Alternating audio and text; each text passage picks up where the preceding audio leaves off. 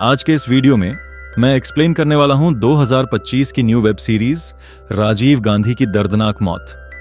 दोस्तों, वीडियो शुरू करने से पहले कृपया सब्सक्राइब करना ना भूलें। आपका एक क्लिक मुझे मोटिवेटेड करता है। तो चलिए बिना टाइम वेस्ट किए मूवी का एक्सप्लेनेशन शुरू करते हैं। दोस्तों, मूवी की शुरुआत होती है 21 मई 1991 को कोलंबो में इंडियन हाई कमीशन ऑफिस से। वहां एक अजीब सा फोन आया और पूछा गया कि क्या राजीव गांधी जिंदा हैं। फिर सीन शिफ्ट हो जाता है तमिलनाडु के एक गांव में। वहां राजीव गांधी भाषण देने आए थे। लोग उन्हें देखते ही तालियां बजाने लगे और उनसे मिलने के लिए भीड़ जुट गई। इन्हीं लोगों में एक औरत भी थी जो गले में माला डालने के लिए खड़ी थी। लेकिन तभी एक जोरदार धमाका हुआ और राजीव गांधी की जान चली गई। यह इतिहास का सबसे भयानक मौत था। यह खबर उसी वक्त देश के प्रधानमंत्री चंद्रशेखर तक पहुंचाई गई। उसके बाद हैदराबाद में तैनात सीआरपीएफ के आईजीपी कार्तिकेयन को भी इस हमले की जानकारी दी गई। धीरे धीरे पूरे भारत के न्यूज चैनलों पर यही खबर छा गई। फिर तमिलनाडु फॉरेंसिक डिपार्टमेंट के डायरेक्टर डॉपी चंद्रशेखरन राजीव गांधी के शव को देखने पहुंचे और धमाके की जगह से सारे सामान अपनी कस्टडी में ले लिए। इसके बाद सीन प्रधानमंत्री ऑफिस में शिफ्ट होता है। आईबी, रॉ और सीबीआई के बड़े अधिकारी एक श्रीलंकाई संगठन एलटीटीई पर शक जाहिर कर रहे थे। लेकिन इंटेलिजेंस चीफ कुछ भी पक्के तौर पर कह नहीं पा रहे थे, क्योंकि चुनाव भी आने वाले थे और हो सकता था किसी अंदरूनी ग्रुप का हाथ हो। तभी सीबीआई डायरेक्टर विजयकरण ने आईजीपी कार्तिकेयन को फोन किया। बताया कि एक स्पेशल इन्वेस्टिगेशन टीम एसआईटी बनाई जा रही है, जिसकी कमान उन्हें ही संभालनी होगी। कार्तिकेयन ने यह जिम्मेदारी स्वीकार की, लेकिन शर्त रखी कि अपनी टीम वो खुद चुनेगा। उनकी टीम में डीआईजी अमोदकांत, डीआईजी राजू और डीएसपी रघोथमन को शामिल किया गया। सीबीआई डायरेक्टर ने भी अपनी तरफ से एएसपी अमित वर्मा को टीम में रखा। कार्तिकेयन ने सब अफसरों को बुलाकर कहा, यह केस जल्द से जल्द सुलझाना है। अभी तक किसी ने इस हमले की जिम्मेदारी नहीं ली है। फिर सीन तमिलनाडु के बस स्टैंड पर शिफ्ट हुआ, जहां एक लड़का लड़की साथ खड़े थे और थोड़ी दूर एक और लड़की उन्हें देख रही थी। इधर बम ब्लास्ट वाली जगह पर डॉ चंद्रशेखरन अखबार पढ़ते हुए बोले, क्या वहां कोई कैमरा मिला था? टीम ने कहा, नहीं। इतने में दो लड़के भी वहां कैमरा ढूंढते हुए पहुंच गए। कहने लगे, इतना बड़ा धमाका हुआ, कैमरा कहां बचेगा? पर डॉक्टर चंद्रशेखरन हार मानने वाले नहीं थे। वो हॉस्पिटल गए, पता किया कैमरा एक फोटोग्राफर हरिबाबू का था। उन्होंने हॉस्पिटल में रखे सामान छाने, लेकिन कैमरा वहां भी नहीं मिला। फिर उन्होंने बताया, राजीव गांधी का शरीर तो ज्यादा नुकसान में नहीं था, बस सिर का हिस्सा पूरी तरह उड़ गया था। इसका मतलब धमाका चेहरे के बिल्कुल पास हुआ, यानी यह सुसाइड बॉम्बर का काम था। हॉस्पिटल में एक महिला की लाश मिली, जिसकी कमर से ऊपर का हिस्सा गायब था। सीन फिर उन्हीं लोगों पर शिफ्ट हुआ जो बस स्टैंड पर दिखे थे। उनमें से एक ने सिर मुंडवा लिया, जैसे कोई मन्नत पूरी हो। सारे सबूत देखकर डॉ चंद्रशेखरन ने बताया, वो महिला ही सुसाइड बॉम्बर थी जिसने कमर पर बम बांध रखा था। हॉस्पिटल में सब कपड़ों की जांच शुरू हुई ताकि बम के टुकड़े मिल सकें।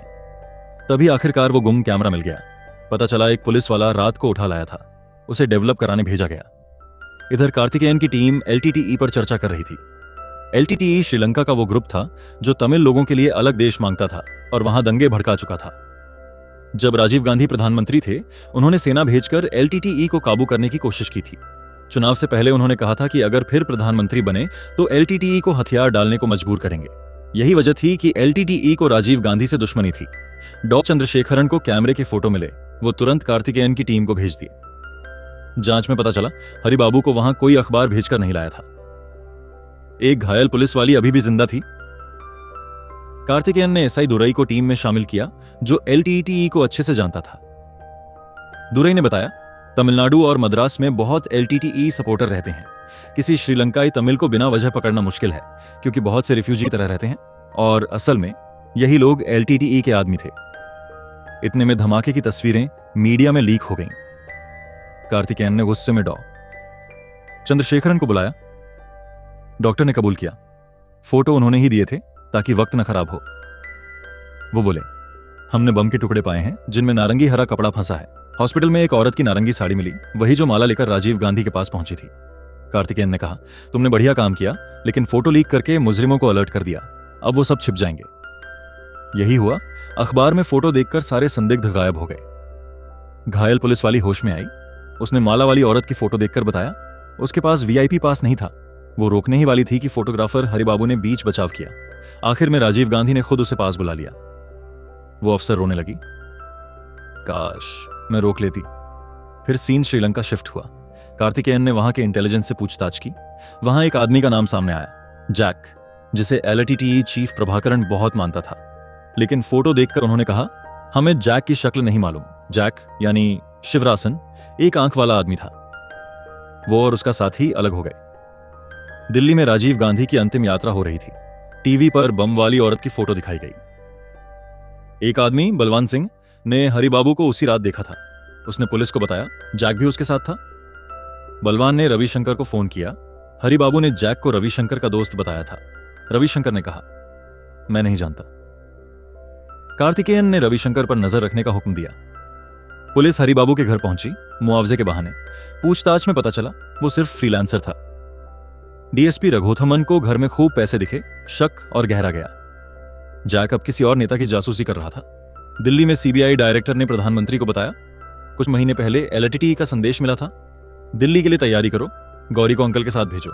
यानी अगर तमिलनाडु का प्लान फेल होता तो दिल्ली में हत्या की साजिश थी। ब्लैक टाइगर्स में सुसाइड बॉम्बर की साथिन गुस्से में थी। मिशन पूरा नहीं हुआ। उसके साथी ने कहा, अभी बहुत दुश्मन बाकी हैं। कार्तिकेयन की टीम को पता चला, मद्रास में हर LTTE ऑपरेशन में 2 लोग जुड़े होते थे, सुबा सुंदरम पत्रकार और बेबी सुब्रमण्यम प्रिंटिंग प्रेस वाला।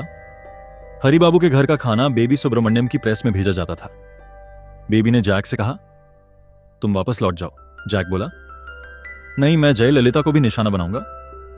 बेबी बोला, SIT तुम्हारे पीछे है। जैक ने कहा, बिना कुछ और किए मैं नहीं जाऊंगा। पुलिस ने हरिबाबू के घर छापा मारा। LTTE की किताबें, सैंडलवुड माला का बिल मिला।